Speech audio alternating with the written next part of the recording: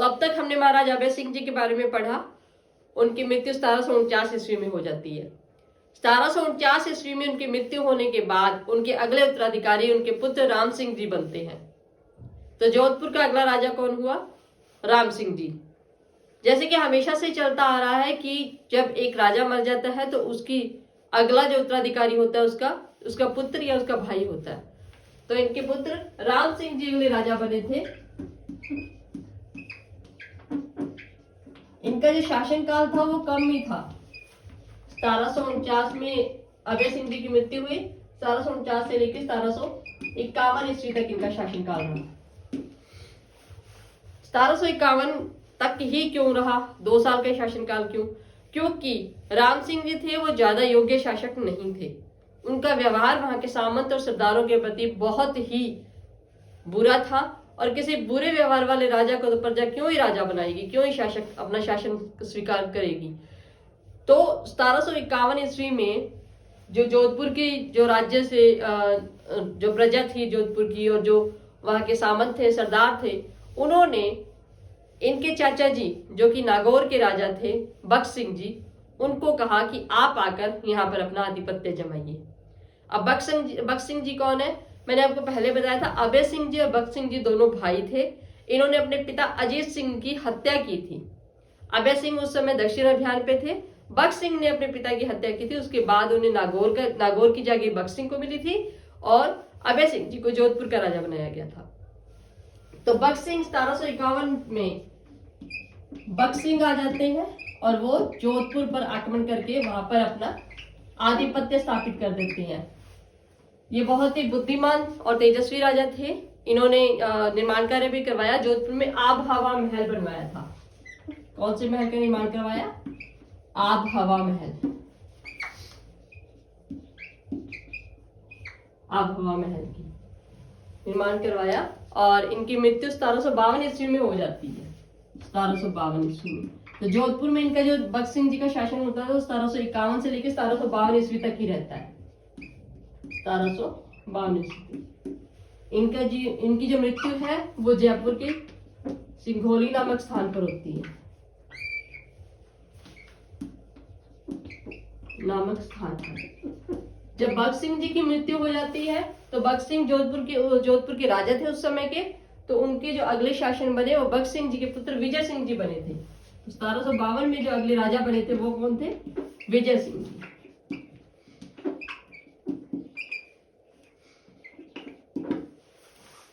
विजय सिंह जी अगले शासक बने। राम सिंह जी, जैसे राम सिंह जी थे, पहले मैंने आपको बताया कि राम सिंह जी को राजगद्दी से हटा दिया गया था और बख्श सिंह जी वहां के राजा बने। तो राम सिंह जी इस बात से चिढ़ गए थे। तो राम सिंह जी मराठाओं के जो सामंत थे जयप्पा सिंधिया, उनके पास चले गए। तो राम सिंह जी चले जाते हैं जयप्पा सिंधिया के पास, क्योंकि उस समय मराठाओं का जो साम्राज्य था बड़ा तेजी से चारों तरफ फैल रहा था। मराठा अपना आधिपत्य हर जगह जमा रहे थे।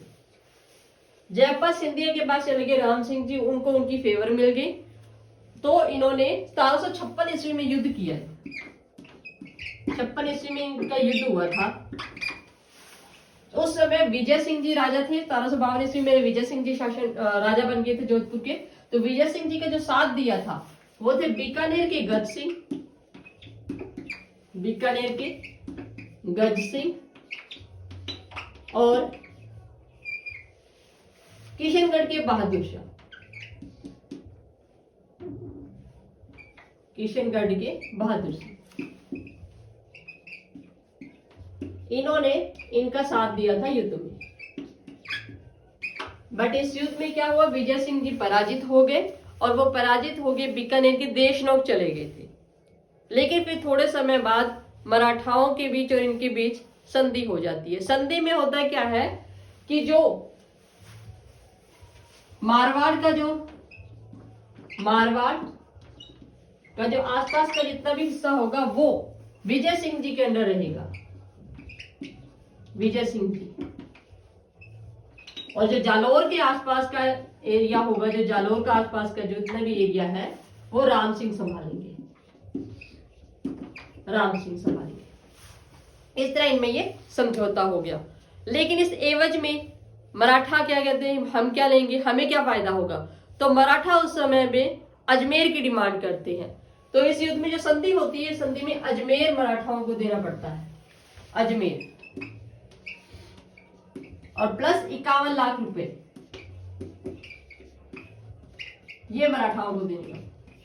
इस संधि के बाद महाराजा विजय सिंह को चैन कहा, उन्हें तो अपना राजपाट वापस लेना होता है। अभी किसी का भी राजपाट लिया जाए तो उसे ये होता है, जब तक मेरा पूर्ण आधिपत्य मेरे साम्राज्य पे नहीं रहेगा मैं चैन से कैसे बैठ सकता हूं। और अजमेर देना तो मराठाओं को उन्हें बिल्कुल भी मंजूर नहीं था। फलस्वरूप 1787 में तुंगा का युद्ध होता है।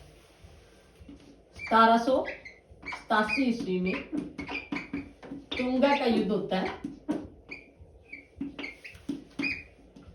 इसमें महाराजा विजय सिंह जी का साथ प्रताप सिंह जी देते हैं, जो जयपुर के राजा थे, जयपुर के, यानी जयपुर तत्कालीन आमेर के राजा प्रताप सिंह इनका साथ देते हैं। और मराठा के जो वर्सेस मराठा है, मराठा के जो सेनानायक थे माधवराव सिंधिया, इनको हरा देते हैं और जयपुर पर पुनः अपना आधिपत्य स्थापित कर लेते हैं। ठीक है भी, ये तो कर लिया, आधिपत्य अपना स्थापित कर लिया। लेकिन मराठा जहां अपने साम्राज्य को लगातार बढ़ा रहे थे, वो इस चीज को कैसे कबूल करते।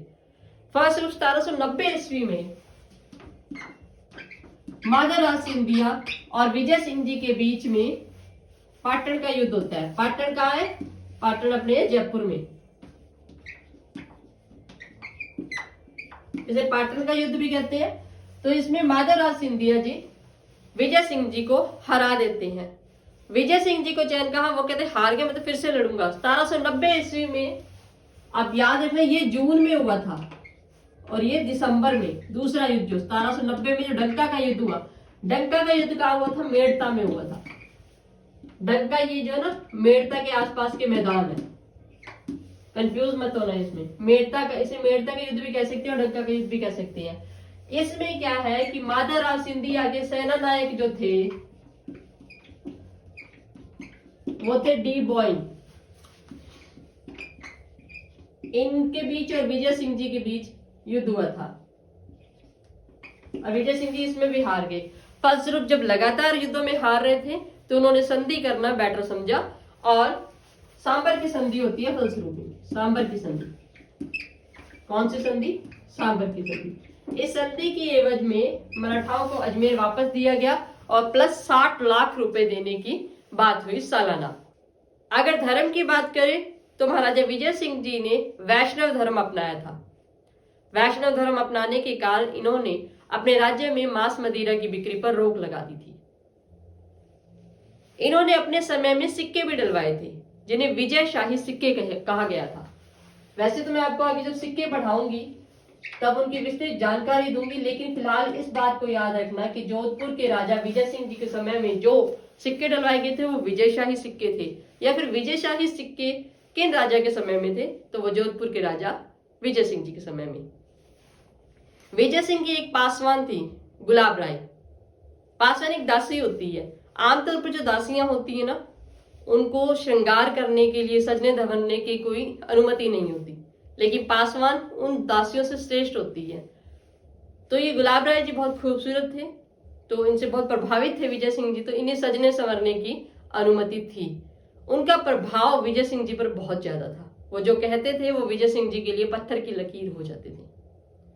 बाजीराव मस्तानी मूवी हम सब ने देखी है, वही हाल इनका था, बाजीराव और मस्तानी का।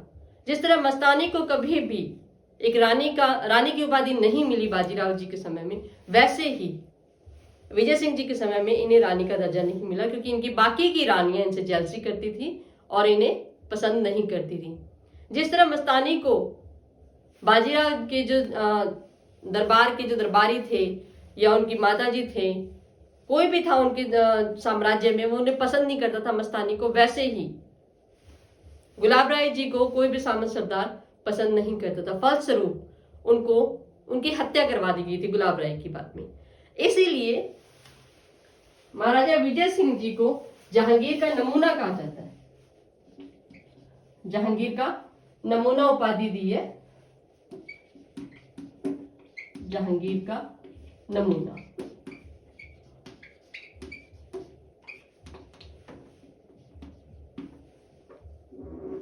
गुलाब राय जी ने काफी निर्माण कार्य भी करवाए थे। उन्होंने गुलाब सागर तालाब का निर्माण करवाया, कुंज बिहारी मंदिर का निर्माण करवाया, कुंज बिहारी मंदिर, और जालौर में किलों का निर्माण भी करवाया था।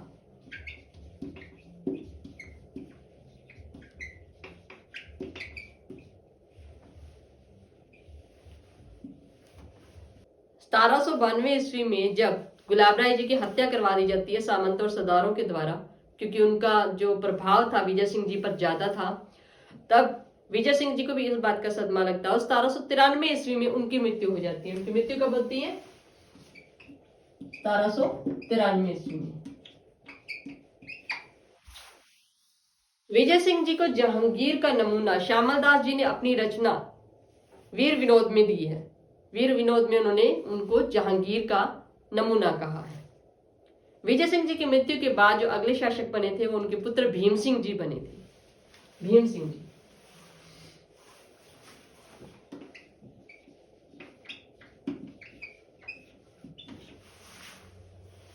भीम सिंह जी अगले पुत्र बनते। ये बहुत ही पराक्रमी और श्रेष्ठ राजा थे।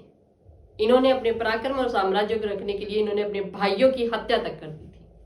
भीम सिंह जी के समय में जो रचनाएं थी वो थी जो इनके नेतृत्व में ही लिखी गई थी। भीम प्रबंध, जिसमें भीम सिंह ने जो जो कार्य करवाए उनके बारे में सारी इंफॉर्मेशन है इसमें, वो भट्ट हरिवंश जी ने लिखी थी। और अलंकार समुच्चय वो कवि रामकरण जी ने लिखी थी। भीम सिंह जी ने जब उत्तराधिकारी युद्ध छिड़ गया था इन सब में, तो इनके एक भाई थे मान सिंह जी। भाई का नाम क्या था? मान सिंह जी। ये जालौर जाके छुप गए थे, क्योंकि इन्हें ये था भी भीम सिंह जी हमें मार डालेंगे। यानी भीम सिंह तो इतनी ज्यादा उनका खौफ था, मारना ही मारना था उनकी। अगर उनकी सेना आ गई तो पक्का था मान सिंह जी को ये था भी मुझे मारेंगे ही मारेंगे। तो ये जालौर चले गए थे। भीम सिंह जी की जो सगाई होती है, मैंने आपको मेवाड़ के इतिहास में भी पढ़ाया था। जब मेवाड़ में महाराणा भीम सिंह जी का राज था, जो महाराणा भीम सिंह की पुत्री थी कृष्णा कुमारी जी, उनकी सगाई अभी भीम सिंह जी के साथ हुई थी। कृष्णा कुमारी जी, ये मैंने आपको मेवाड़ के इतिहास में क्लियर करवा दिया था, लेकिन एक बार दोबारा जब अपनी कड़ी बंद रही है तो मैं आपको दोबारा बताऊंगी इसके बारे में। कृष्णा कुमारी जी की सगाई भीम सिंह जी के साथ होती है, अभी सगाई हुई थी, ठीक है। और इधर मान सिंह जी 1803 में जालौर में छुपे हुए हैं। तो यहाँ पर गोरखनाथ संप्रदाय के एक गुरु थे आयस देवनाथ जी। आयस देवनाथ जी, इन्होंने भविष्यवाणी की थी कि तू रातों रात जोधपुर का राजा बन जाएगा। अब इधर मान सिंह जी को तो मजाक ही लग रहा था, रातों रात कौन राजा बनता है, लेकिन सच में होता गया। 1803 में अचानक भीम सिंह जी की मृत्यु हो जाती है। तब जोधपुर के जो सामंत सरदार हैं वो मान सिंह जी को लेने आते हैं जालौर, भी आप चलिए भीम सिंह जी की मृत्यु हो चुकी है और आप वहां के राजा बनिए। मान सिंह जी सरप्राइज तो हो जाते हैं, लेकिन खुश भी होते हैं, क्योंकि राजपाट जो मिल गया, खुश क्यों ना हो। तो मान सिंह जी इन्हें अपने दरबार में बुलाते हैं, वहां पे राजगुरु बना देते हैं। इधर कृष्णा कुमारी विवाद। अब मान सिंह जी को कुछ लोग ना, वो कहते हैं ना कान भरने वाले बहुत ज्यादा होते हैं। मान सिंह जी को कुछ लोग कान भर देते हैं कि भीम सिंह की तो मृत्यु होगी, लेकिन मेवाड़ के जो राजा भीम सिंह थे वो कृष्णा कुमारी जी का विवाह जयपुर के राजा जगत सिंह जी के साथ तय कर देते हैं। कहा? जगत सिंह, जयपुर से।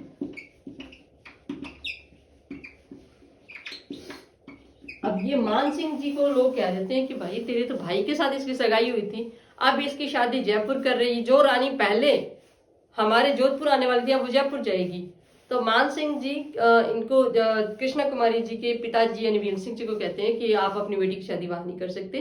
तो भीम सिंह जी कहते हैं मैंने तो अपनी रिश्ता अपनी बेटी का जगत सिंह जी के साथ कर दिया जयपुर, अब आप उनसे डायरेक्ट बात करिए। तो 1807 में कृष्णा कुमारी विवाद में युद्ध होता है, इसे कृष्णा कुमारी विवाद भी कहते हैं।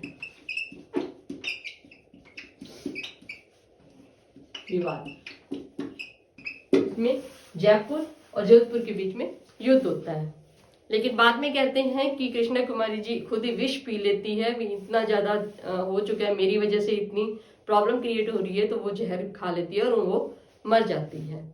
वैसे तो देखा जाए तो ये मान सिंह जी की ईगो ही थी। एक लड़की जिसकी सगाई सिर्फ एक इंसान के साथ हुई थी, राजा के साथ हुई थी, भीम सिंह जी के साथ, उनकी मृत्यु हो जाती है, उसके बाद वो कुंवारी है ना, वो जहां मर्जी शादी करे, लेकिन नहीं, मान सिंह जी ने अपनी ईगो की वजह से एक राजकुमारी की जान ले ली। 1817 ईस्वी में महाराजा मान सिंह को अपने साम्राज्य का कार्यभार अपने पुत्र छतर सिंह को देना पड़ा, लेकिन छतर सिंह जी की जल्दी मृत्यु हो जाती है। तो 16 जनवरी 1818 को मारवाड़ अंग्रेजों के साथ संधि कर लेता है और मारवाड़ की सुरक्षा का सारा दायित्व ईस्ट इंडिया कंपनी को दे देता है। इनके बाद जो राजा बनते हैं वो राजा तख्त सिंह जी होते हैं।